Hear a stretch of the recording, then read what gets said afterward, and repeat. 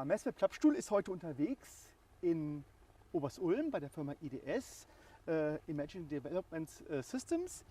Und mein Gast ist heute der Heiko Seitz. Ja, bei unserem heutigen Thema wollen wir uns um das Thema anwenderfreundliche, zukunftsorientierte Bildverarbeitung mal genauer beleuchten.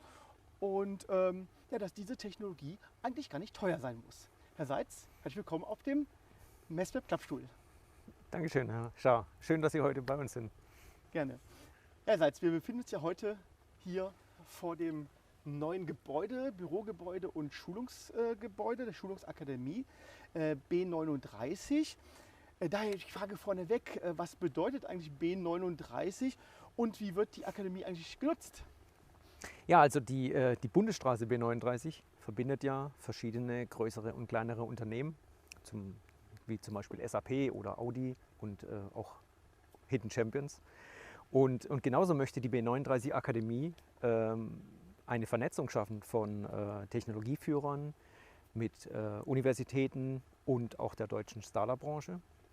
Und in Verbindung mit IDS, in enger Kooperation mit IDS, treibt die Akademie digitale Fachmethoden und Technikkompetenzen voran, wie zum Beispiel mit Veranstaltungskooperationen oder eben Wissenstransfers und über Themen wie Bildverarbeitung oder eben künstliche Intelligenz. Also eine Akademie funktioniert ja nicht ohne Technik und damit wären wir eigentlich beim eigentlichen Thema für heute. Zur diesjährigen Vision, die ja parallel jetzt in Stuttgart stattfindet, hat IDS ja wieder jede Menge von Technologien oder von neuen Themen ausgestellt. Eines der wichtigsten Mottos war eigentlich, industrietaugliche Bildverarbeitungstechnologie muss nicht teuer sein. Ja, was bietet IDS denn hier dem Kunden und welche Zielgruppen profitieren von diesen günstigeren Technologien und Techniken? Also wir versuchen bei IDS unseren Kunden genauso viel Technik zu bieten, wie sie auch wirklich benötigen. Und dadurch lassen sich auch die Kosten sehr stark optimieren.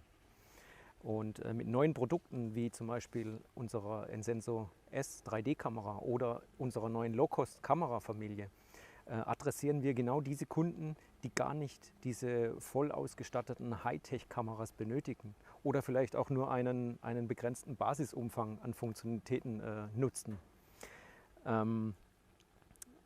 Wir unterstützen damit Anwender und Projekte, die auch nur über ein begrenztes Budget verfügen und dadurch auch manchmal zu Consumer-Technik gegriffen haben, die leider dann im Projektverlauf dazu führen kann, dass es Probleme bei Zertifizierungen gibt oder bei der Verfügbarkeit von diesen Kameras. Ja, ein Highlight der Produkte ist ja die neue Industriekamera UI Warp 10, bei der ja die 10 GigE Schnittstelle eingesetzt wird und zum Einsatz kommt. Welchen Effekt erzielen Sie denn damit und ja, was bringt das für das neue Produkt eigentlich? Also gegenüber der bisherigen 1 Gigabit Netzwerkkamera erreicht die Warp 10 mit ihrer neuen Schnittstelle natürlich eine 10-mal höhere Übertragungsbandbreite.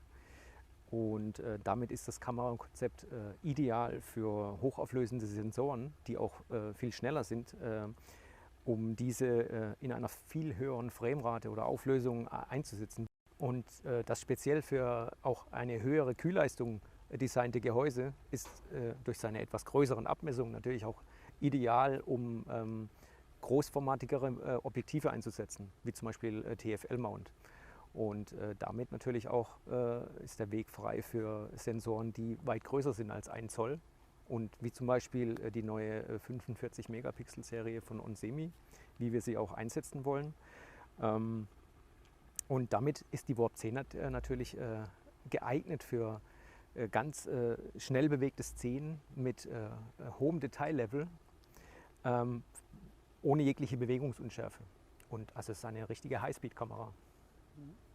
Ja, das Thema Edge Computing ist ja in der Bildverarbeitung mittlerweile angekommen. Das heißt also, die künstliche Intelligenz läuft jetzt auf der Kamera. Mit der IDS NXT Ocean hat Ihr Unternehmen nun eine Lösung dafür. Wie funktioniert das eigentlich und was ist das Besondere dann auch bei der Kamera? Ja, also mit IDS Next Ocean haben wir natürlich weit mehr als nur eine weitere Inferenzkameraplattform für KI-Spezialisten. Unsere Kameras besitzen einen eigen von uns entwickelten KI-Beschleuniger auf Basis eines FPGA, was es uns ermöglicht, die Hardware der Kamera mit der Software optimal abzustimmen und sie auch im weiteren Verlauf weiterzuentwickeln, was natürlich auch ideal für unsere Bestandskunden und im Feld ist. IDS Next Ocean nennen wir das KI-Komplettsystem, das den ganzen Workflow abbildet. Also vom Training bis zur Ausführung der neuronalen Netzwerke in einer benutzerfreundlichen Softwareumgebung. Wir haben quasi unser komplettes Expertenwissen, das man benötigt, um eine Inferenzanwendung zu entwickeln, in die Softwarewerkzeuge gesteckt, sodass jeder damit arbeiten kann, ohne ein Vorwissen. Das heißt also, das Ganze funktioniert ohne Vorkenntnisse in, ich sag mal, Deep Learning, ohne PC, ohne Coding, also einfach loslegen und kreativ sein? Ja, genau.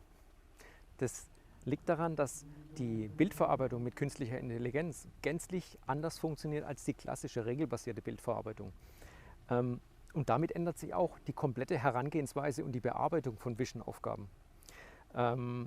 Die Ergebnisse sind dadurch nicht mehr das Ergebnis von einem manuell entwickelten Programmcode, sondern vielmehr vom Lernerfolg der KI durch spezielle Bildinhalte. Und unsere Anwender sind natürlich diejenigen, die am besten Bescheid wissen, welche Bildmerkmale entscheidend sind und wissen, welches Produkt eine gute Qualität oder eine schlechte Qualität hat. Die KI ist dann in dem Fall nur so gut wie ihr Training. Wie man aber dann die KI trainiert, wie die Deep Learning funktioniert, wie man damit eine Inferenzanwendung programmiert, das ist unser Wissen, unser Spezialwissen. Und wir machen daraus die benutzerfreundliche KI für unseren Anwender. Wenn dann die Themen künstliche Intelligenz und Edge auch, ich sag mal, Auswirkungen auf die zukünftigen Entwicklungen bei IDS haben? Und wenn ja, was planen Sie da? Also wir denken schon, die KI ist einfach ein Gamechanger. Die Nähe der KI zum menschlichen Sehen und Verstehen und Erkennen von Bildmerkmalen, die ermöglicht heute Anwendungen zu realisieren, die vorher mit der klassischen Bildverarbeitung ohne Lösung blieben. So können Bestandsanwendungen realisiert werden und verbessert werden. Aber auch die KI dringt aber auch mit unglaublicher Geschwindigkeit in Bereiche vor, wo die Bildverarbeitung vorher einfach zu komplex, zu unflexibel und einfach zu teuer war. Die Vision Community wird sich dadurch verändern. Also neben dem klassischen Bildverarbeitungsexperten wird es einen Zuwachs vom IoT-Bereich geben oder auch aus der Startup-Branche. Und mit neuen Anwendergruppen ergeben sich auch zwangsläufig neue Use Cases und neue Anforderungen, wie Technologie heute verwendet werden sollte. Und da reicht es heute nicht mehr, ein klassisches Software-SDK anzubieten. Da müssen alte Regeln aufgebrochen werden und wir versuchen dabei zu helfen. Die dritte wichtige Neuheit im Bunde, die Sie auf der Vision 2021 präsentiert haben, ist die neue N-Sensor-Familie. Wo liegen denn die Schwerpunkte und wo liegen die Einsatzgebiete? Also mit der neuen N-Sensor S-Serie haben wir eine neue 3D-Kamera im Portfolio aufgenommen, die sehr kompakt ist und konsequent kostenoptimiert wurde. Sie ist quasi eine industrietaugliche Alternative für gerade preissensitive Anwendungen. Wir haben dazu die 3D-Technik perfektioniert, strukturiertes Laserlicht perfektioniert, um die Qualität und die Robustheit der Daten zu maximieren, aber gleichzeitig damit die Kosten zu senken. Da hilft modernste KI-Technik beim Matchen der Laserpunkte und beim Triangulieren der Punkte. Und dadurch wird die S-Serie eine 3D-Universalkamera, die man in vielfältigen Anwendungen auch einsetzen kann, sei es bei der Raumüberwachung oder bei selbstfahrenden Fahrzeugen. Einmal alle die neuen Features, die die neuen Produkte mit sich bringen, zusammenfassen, sieht man ja, dass sehr viel Software auch eine Rolle spielt, Software-Algorithmen eine Rolle spielen. Welchen Stellenwert wird denn die Software in Zukunft einnehmen, sowohl für Hersteller als auch für die Anwender? Also wir sind der Meinung, dass eine gute Hardware-Plattform erst durch eine Software zu einem zu einem noch besseren Produkt wird. Dabei ist es aber wichtig, für jedes Produkt das richtige Maß zu finden. Denn die Kunden, die wollen nicht immer die High-End-Kamera mit Vollausstattung. Manchmal reichen auch die Kamerabasisfunktionalitäten aus. Von daher liegt immer bei uns ein besonderes Augenmerk auf der Anwendersoftware, um die Qualität und die Benutzerfreundlichkeit natürlich zu verbessern. Und sei es da, sprechen wir über das Programmier-SDK für alle unsere UI-Kameras oder auch über die Softwarewerkzeuge für unsere KI-Inferenzkamera. Ein Produkt ist nur so gut wie seine Software. Aber muss denn der Anwender von Bildverarbeitung sich in Zukunft überhaupt noch um, ich sag mal, die ganze Bildverarbeitung selbst kümmern? Ist es nicht die Intelligenz der Systeme, die dann sozusagen diese Aufgaben übernimmt, und er kann sich auf seine eigentlichen Aufgaben dann auch in seiner Applikation konzentrieren? Also viele einfache Abläufe, wie zum Beispiel das Erkennen oder das Klassifizieren von Produkten, lassen sich tatsächlich heute sehr einfach und gut mit Deep Learning oder Machine Learning und kleinen Embedded Vision Geräten abbilden. Doch was so einfach klingt, funktioniert auch hier natürlich nur mit viel Erfahrung und ja, um an das gewünschte Ziel zu kommen. Ohne ein geschultes Auge über was gute Daten sind und welche Bilddaten hier eingesetzt werden, treten auch hier sehr schnell Fehler auf. Die Schlüsselkompetenzen für die Arbeit mit Machine Learning, die sind durchaus anders wie für die klassische Bildverarbeitung, aber auch die müssen natürlich aufgebaut und gelernt werden. Und die künstliche Intelligenz ist nur so gut wie ihr Training. Und ja, zu erwähnen wäre hier aber auf jeden Fall noch, dass die KI-Vision die klassische Bildverarbeitung niemals ersetzen wird. Beide Technologien werden koexistieren, man wird beide brauchen und dadurch wird auch die Kernkompetenz Bildverarbeitung weiterhin bestehen bleiben. Ja, kommen wir mal zurück in die Gegenwart. Wir haben jetzt viel über Zukunft gesprochen, über Entwicklungen, die jetzt auch noch anstehen. Kommen wir zu einem aktuellen Thema: Lieferengpässe in der Industrie. Inwieweit ist denn IDS hier auch von betroffen und wie reagieren Sie darauf?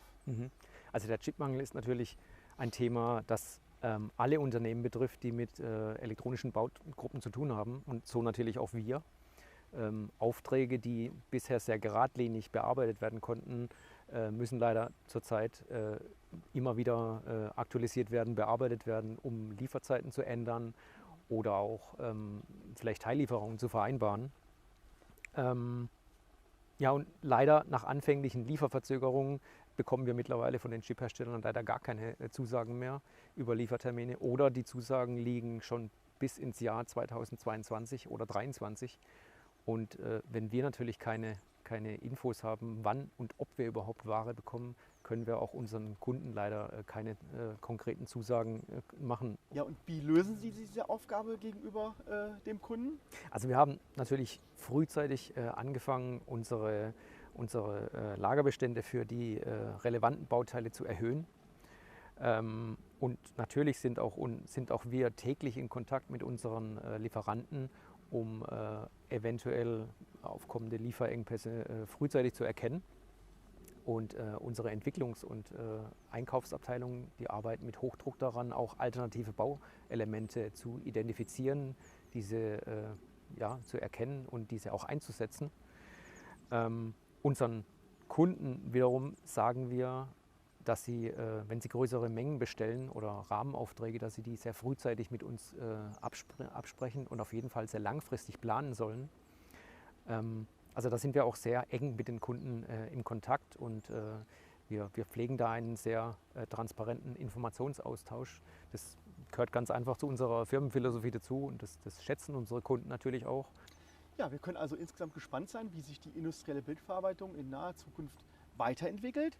Herr Seitz, es war schön, dass Sie heute auf dem Messweb-Klappstuhl Platz genommen haben, und vielen Dank, dass es heute geklappt hat. Ja, sehr gerne. Dankeschön.